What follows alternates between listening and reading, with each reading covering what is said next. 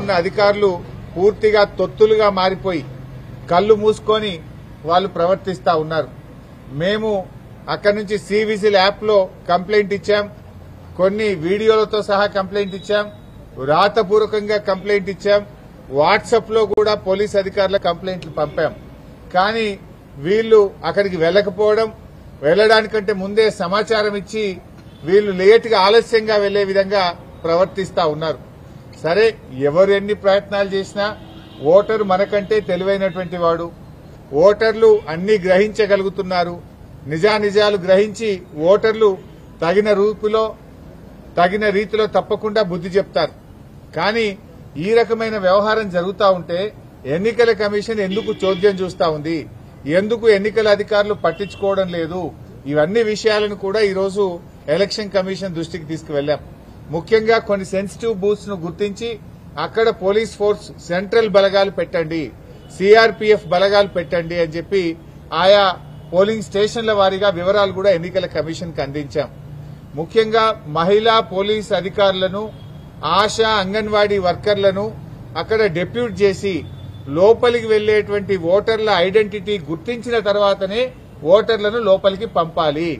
అది ఎవరైనా సరే అందరినీ కూడా ఓటర్ ఐడెంటిటీని పోలింగ్ స్టేషన్ బయటనే గుర్తించాలి. వాళ్ళ ఓటర్ ఐడి కార్డు మ్యాచ్ అవుతుందా, ఫేస్ తో మ్యాచ్ అవుతుందా లేదా చూడాలి. ఓటర్ ఐడి గుర్తించకుండా ఓటర్లను పోలింగ్ స్టేషన్ లోకి పంపకూడదు. మహిళలను గుర్తించడానికి ప్రత్యేకంగా ఒక కౌంటర్ పెట్టండి. అదొక వాళ్లకు కంప్లీట్ ఒక రూమ్ లాంటిది ఏర్పాటు చేసి అక్కడ మహిళా ఆశా అంగన్వాడీ వర్కర్లు, మహిళా పోలీస్ అధికారులు ఉండి వారిని గుర్తించిన తర్వాతనే పోలింగ్ స్టేషన్ లోకి అనుమతించాలని వ్రాతపూర్వకంగా మేము కంప్లైంట్ ఇచ్చాం. మా దగ్గర స్పష్టమైనటువంటి వీడియో ఆధారాలు కూడా ఉంటే వారికి చూపించడం జరిగింది. ముఖ్యంగా ఫేక్ ఐడి కార్డులు ఇబ్బడి ముబ్బడిగా ఏ రకంగా ఫేక్ ఐడి కార్డులు తయారు చేశారో ఇప్పుడే వారికి సుదర్శన్ రెడ్డి గారికి, మన రాష్ట్ర ఎన్నికల అధికారికి ఈ వీడియో కూడా చూపించాం. మీరు కూడా ఈ వీడియో చూడొచ్చు. ఇక చూడండి, ఇన్ని ఫేక్ ఓటర్ ఐడి కార్డులు ఏ రకంగా వచ్చినాయి బయటకు. ఈ ఓటర్ ఐడి కార్డులు ఇన్ని కుప్పలు కుప్పలుగా బయట ఎట్లా వస్తా ఉన్నాయి. ఇదే కాకుండా ఇంకొక వీడియో కూడా ఉంది, ఫేక్ ఐడి కార్డుల వీడియో. అది కూడా వారి మొబైల్ కు పంపాం, వారికి చూపించాం. చూడండి, కుప్పలు కుప్పలు గుట్టలుగా ఫేక్ ఐడి కార్డులు ఈ రోజు బయట ఉన్నాయి. ఈ గుట్టలుగా ఫేక్ ఐడి కార్డులు ఏ రకంగా వచ్చినాయి, మరి ఎన్నికల అధికారులు పోలీసులు ఏం చేస్తా ఉన్నారు, ఈ ఆధారాలన్నీ వారికి చూపించడమే కాదు వారి మొబైల్ కూడా పంపాం. ఎలక్షన్ అబ్జర్వర్, ఇతర రాష్ట్రాల నుంచి వచ్చినటువంటి ఎలక్షన్ అబ్జర్వర్స్ కూడా ఇవన్నీ కూడా ఇవ్వడం జరిగింది. ముఖ్యంగా ఇవే కాకుండా చీరల పంపిణీ వీడియోలు, డబ్బు పంపిణీ వీడియోలు, అన్ని వీడియోలు కూడా ఈరోజు సుదర్శన్ రెడ్డి గారికి ఇచ్చాం. వారైతే మాకు ఈరోజు చెప్పారు, తప్పకుండా మేము యాక్షన్ తీసుకుంటాం, ఆ అధికారుల మీద చర్యలు తీసుకుంటాం, అవసరమైతే స్వయంగా నేనే విజిట్ చేస్తానని కూడా చెప్పారు. ఇలా యూసఫ్గూడలో కాంగ్రెస్ పార్టీ కార్యాలయం ఆనుకోనే పోలింగ్ బూత్ ఉన్నది. అసలు కాంగ్రెస్ కార్యాలయం అనే షిఫ్ట్ చేయాలి, పోలింగ్ బూత్ అనే షిఫ్ట్ చేయాలి. గోడనే అడ్డం 100 మీటర్ల లోపు కాంగ్రెస్ పార్టీ కార్యాలయం ఉంటే మీరు అక్కడ ఎట్లా పెడతారు పోలింగ్ బూత్?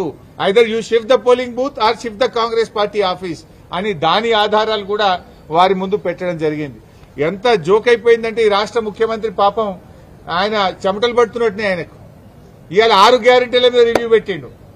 నాయన రేవంత్ రెడ్డి, నీకు 2 సంవత్సరాల్లో 6 గ్యారెంటీల మీద రివ్యూ పెట్టడానికి ఎప్పుడు టైం దొరకలేదా నీకు? నువ్వు ఆ రోజు ఎన్నికల ముందు ఏం చెప్పావు? మొదటి అసెంబ్లీలోనే 6 గ్యారెంటీలకు చట్టబద్దత కల్పిస్తామని ఆ రోజు ప్రజల ముందు చెప్పారు. ఎన్ని అసెంబ్లీ సమావేశాలు జరిగాయి, ఎన్ని కేబినెట్ మీటింగులు జరిగాయి, ఏ ఒక్క రోజు 6 గ్యారెంటీల మీద చర్చించకపోతివి. ఇవాళ 6 గ్యారెంటీలు యాడికి వచ్చినాయా నీకు? అంటే నీకు చెమటలు పట్టినాయి. నీకు ఇవాళ గల్లీ తిరుగుతున్నావు, మోకాళ్ల మీద తిరుగుతున్నావు బిడ్డ. నువ్వు ఇవాళ 6 గ్యారెంటీల మీద రివ్యూ చేస్తున్నావు అంటేనే నువ్వు ఓటమిని అంగీకరించినవు. 6 గ్యారెంటీల మీద 2 ఏళ్లలో ఎందుకు రివ్యూ చేయలేదు? 100 రోజుల్లో 6 గ్యారెంటీలని ప్రజలకు హామీ ఇచ్చి